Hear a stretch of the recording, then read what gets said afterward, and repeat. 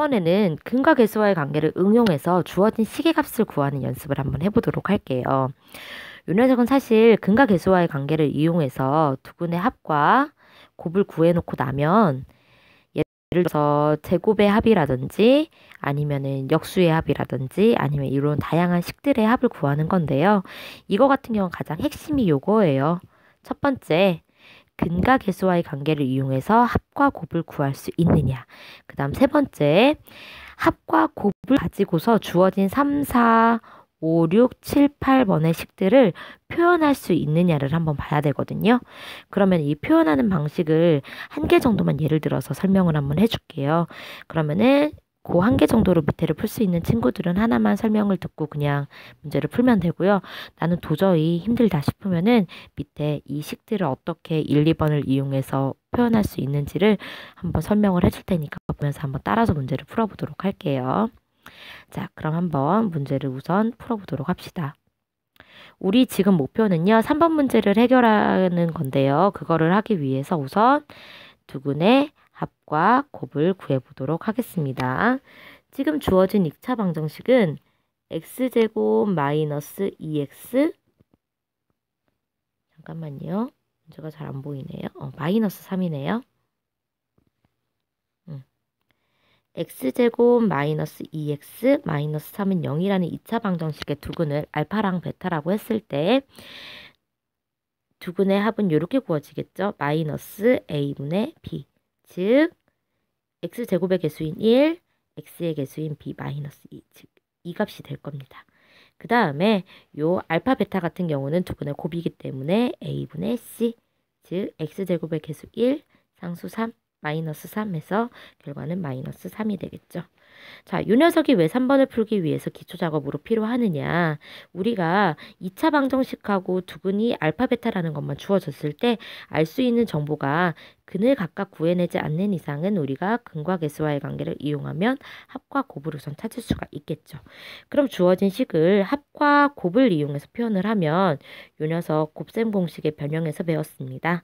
알파 플러스 베타의 제곱 마이너스 2알파 베타가 되겠죠. 그럼 두근의 합은 2라고 배웠으니까 2의 제곱 마이너스 2 곱하기 베타 값 마이너스 3 그럼 4 플러스 6이니까 3번식의 값은 10이 되겠습니다. 자, 이제 문제 풀 수 있는 친구들은 밑에 쭉 진행을 하면 되고요. 4번이나 이런 식들도 어떻게 정리해야 될지 모르겠다라는 친구들만 뒷부분에 연결해서 보도록 하겠습니다. 자, 우선 여기 3번은 해결을 했고요. 4번부터 한번 보도록 할게요. 4번 같은 경우는 이제 문제를 시계값을 구하기 위해서는 분모를 통분해 주는 게 좋겠죠. 그럼 알파, 베타. 그럼 첫 번째 식은 어떤 값이 곱해졌냐면은 베타가 곱해졌으니까 위에도 똑같이 베타를 곱해주고요. 그 다음 요 두 번째 식은 어떤 알파를 곱해줘서 생겼으니까 알파를 곱해서 더해주면 되겠죠. 즉, 요 녀석은 두근의 곱의 값분의 두근의 합값을 대입해서 문제를 풀어주면 되겠습니다. 그 다음 이제 5번 문제 한번 볼게요. 5번 문제 같은 경우도 값을 계산하려고 봤더니 우리가 아는 건 두근의 합과 곱밖에 몰라요. 여기를 직접 계산하는 방법은 지금 없어요. 얘네를 전개를 통해서 우리가 알 수 있는 값이 뭐가 있는지 식으로 표현되는지 확인 한번 해볼게요. 알파, 베타, 그 다음 두 번째 알파, 그 다음 베타, 그 다음 플러스 1이 되겠죠? 아, 그럼 얘는 두근의 곱 우리가 알고 있고요. 두근의 합 위에서 구했으니까 플러스 1만 더해서 계산을 해주면 되겠죠.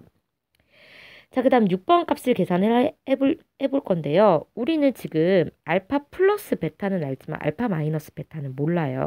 그래서 곱셈 공식 변형에서 뭐를 배웠었냐면요. 얘는 알파 플러스 베타 제곱에서 4알파 베타를 빼주면 나오는 식입니다. 그렇기 때문에 이 녀석은 알파 플러스 베타 값 제곱해서 4배의 알파 베타를 빼주면 나올 수 있습니다. 자, 그 다음 7번 볼게요. 이 녀석도 마찬가지로 4번처럼 분수로 나타나 있는 경우는 분자분모 통분을 먼저 해주는 게 좋겠죠. 알파, 베타. 그럼 여기는 없던 베타가 생겼으니까 위에다 베타를 곱해주면 베타 제곱이 되겠고요. 이 녀석은 없던 알파가 곱해졌으니까 위에다 똑같이 알파를 곱해주면 알파 제곱이 되겠죠. 즉 알파 베타분의 알파 제곱 플러스 베타 제곱인데 이 녀석 앞에 3번에서 계산했었죠. 그거 이용해서 식값 계산해주면 되겠습니다. 마지막으로 우리 8번만 한번 보도록 할게요. 8번 같은 경우는 곱셈 공식 가장 최근에 배운 공식이죠. 곱셈 공식 변형 이용하면 알파 플러스 베타의 세제곱 마이너스 3 알파 베타 곱하기 알파 플러스 베타예요. 요 녀석 곱셈 공식에서 요 녀석 전개해서 정리했던 식 이용하면 요 녀석 나올 수 있거든요. 확인 한번 해보세요. 그럼 얘 값 알고 있죠, 우리? 그 다음에 곱한 값도 알고 있고 요 값도 알고 있으니까 대입해서 계산해 주시면 됩니다. 나머지 문제도 화이팅!